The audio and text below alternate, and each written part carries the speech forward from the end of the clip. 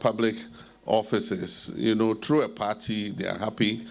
They are not thinking about the responsibility. They are thinking about, the perks of office and all that.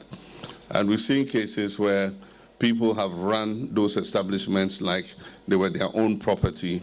It's not yours. It belongs to the people of Ghana.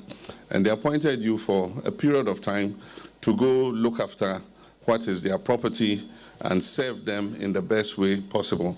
We must get that orientation in our minds so that when we go, we are able to do what is expected of us in these public services. And so we have laid down procedures. We're supposed to follow procedure in doing the things that we do. It might be cumbersome following the procedure, but it's better to do it so that you're able to track and trace that it went through the normal procedure and that you took cognition of all the things that make you accountable, so that tomorrow somebody doesn't come and call you to, I heard a song, Iyo Koko Koko. Somebody doesn't call you to Iyoko. And so let's follow the procedure set down by law to make sure that we leave office. When you leave office, you must be able to hold your head high. Wake up in the morning and not fear that anybody will call you to come and account for anything, because you did things the way you should have done them. Recently, I've been watching the Public Accounts Committee, and it's so pathetic.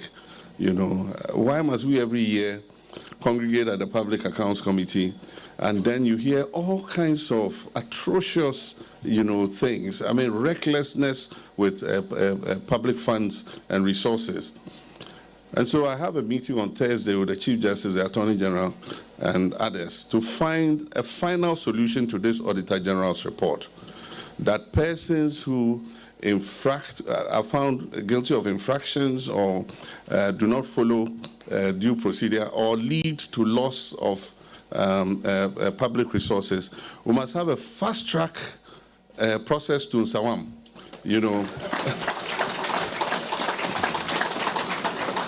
Fast track, before you see you in Nsawam, 6 months.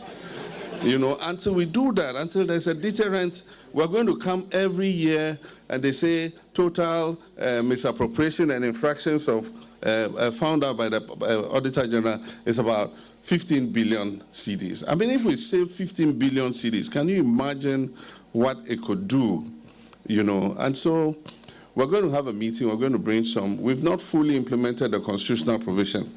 There's a part of the provision that says after the Public Accounts Committee has sat on the Auditor General's report, Parliament must set up a committee. What we don't know is whether it should be a parliamentary committee or it's a committee not necessarily made of parliamentarians to implement the findings of the Auditor General.